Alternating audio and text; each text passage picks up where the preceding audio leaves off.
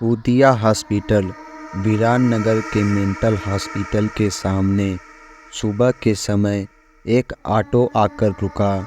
इसमें से रवि नाम का लड़का उतरा और अस्पताल के गार्ड को बुलाने लगा। कुछ देर तक जब कोई नहीं आया तो रवि खुद ही गेट खोलकर अंदर जाने लगा। जैसे ही रवि ने गेट खोला, एक आदमी ने उससे पूछा कि तुम टीवी ठीक करते हो? रवि ने जवाब दिया, नहीं।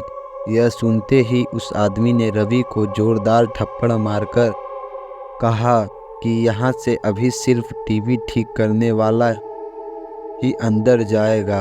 तुम यहाँ क्या कर रहे हो? रवि को कुछ समझ नहीं आ रहा था। थप्पड़ खाने के बाद उसका सिर भी चकराने लगा, लेकिन किसी तरह खुद को संभालते हुए रवि ने कहा कि मैं यहाँ नौकरी करने के लिए आया हूँ।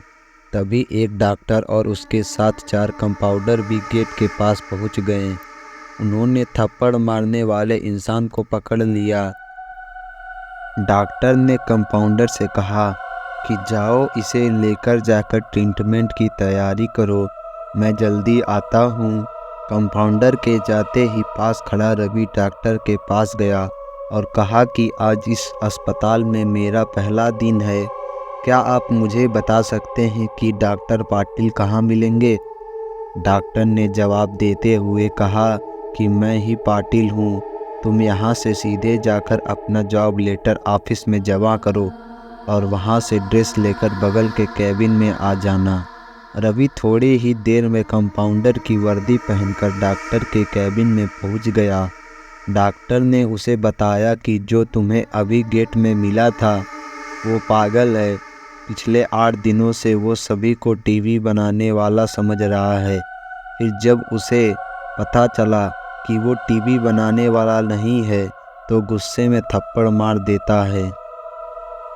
उसके बाद डॉक्टर ने अपने अस्पताल के रमाकांत कंपाउंडर को बुलाया और रवि का परिचय सबसे कराने के लिए कहा। रमाकांत ने कुछ ही देर में रवि से सबको मिलवा दिया और फिर उसे मरीजों के कमरे में ले गया। वहाँ हर कोई कुछ न कुछ अजीब हरकत कर रहा था। कोई दिल टूटने वाली शायरी सुना रहा था तो कोई फिल्मी संगीत गाते हुए डायलॉग मार रहा था। सभी मरीजों को दिखाते हुए रमाकांत ने रवि से कहा कि आज के बाद से तुम्हें इन सारी चीज़ों को झेलना होगा। इतना कहकर रमाकांत वहाँ से चला गया। तभी रवि को पता चला कि उसकी नाइट ड्यूटी लगी है। दिन के समय आराम करने के बाद रवि रात को मरीजों की देखरेख में जुट गया। जैसे ही रात के 12 बजे तो सभी का चेहरा डर से पीला पड़ने लगा। शोर करने वाले मरीज भी चुपचाप से एक कोने में बैठ गए। यह सब देखकर रवि को बड़ा अजीब लगा। उस दिन नाइट ड्यूटी में मौजूद डॉक्टर से रवि ने पूछा कि आखिर ये सब क्या हो रहा है, सब लोग इतना डर क्यों रहे हैं? डॉक्टर ने जवाब दिया, इस अस्पताल में रात 12 बजे के बाद भूत घूमते हैं। वो सारे भूत इसी अस्पताल के पुराने मरीज हैं जिनकी इलाज के दौरान मौत हो गई थी। तुम संभल कर रहना। रवि को भूतों पर विश्वास बिल्कुल भी नहीं होता था। उसने डॉक्टर की बात को हंसी में टाल दिया और अपना काम करने लगा। उसी रात रवि अकेले बाथरूम जा रहा था। तभी उसे लगा कि कोई उसके पीछे है। मुड़कर देखने पर कोई नहीं दिखा। कुछ देर बाद उसे फिर ऐसा ही एहसास हुआ। रवि ने सोचा कि भूत की बात उसके दिमाग में घूम रही होगी, इसलिए उसे वहम हो रहा है। बाथरूम करके जब रवि बाहर आ रहा था तो उसे शीशे में लिखा हुआ दिखा कि आज तुम पागल हो जाओगे। रवि को लगा कोई उसके साथ मजाक कर रहा है, इसलिए उसे इस बात पर गौर नहीं किया और अपने काम पर लग गया। कुछ देर बाद रवि को एक तेज चीख सुनाई दी। वो दौड़ते हुए आवाज़ की ओर गया। जैसे ही रवि वहां पहुंचा तो एक पागल ने दरवाज़ा अंदर से बंद कर दिया। किसी तरह से रवि से उस दरवाजे को खुलवाया।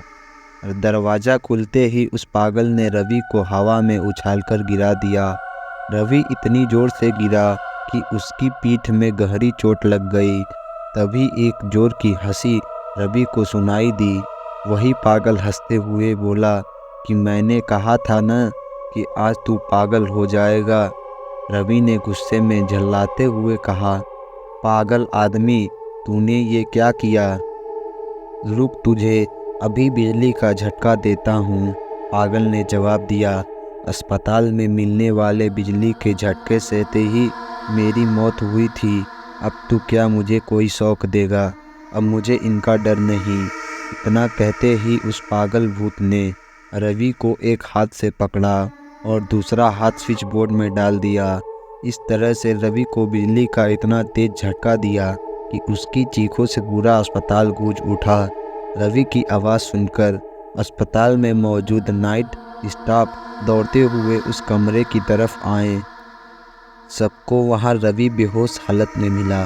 तुरंत रवि को मरीजों के बेड पर लेटाया गया। उसी दिन से रवि की दिमागी हालत ख़राब है। अब रवि अपने आप को उस अस्पताल का डॉक्टर समझता है। अपनी पागल स्थिति और डॉक्टर बनने के वहम के चलते रवि ने ब्लेड से अब तक कई लोगों का पेट काट दिया है। हर रात उस भूतिया अस्पताल से रवि की तरह ही चीखने की आवाज़ आती है और किसी न किसी को वह भूत रवि की तरह ही पटक देता है। ये चीखने की आवाज़ हमेशा उसी समय आती है जब रवि को बिजली के झटके दिए जाते हैं। कहानी से सीख मिलती है कि सामने वाले की चेतावनी को हल्के में लेना खतरनाक हो सकता है। हमेशा सतर्क रहना चाहिए और थोड़ी सी भी सावधानी हटने पर भयानक दुर्घटना घट सकती है।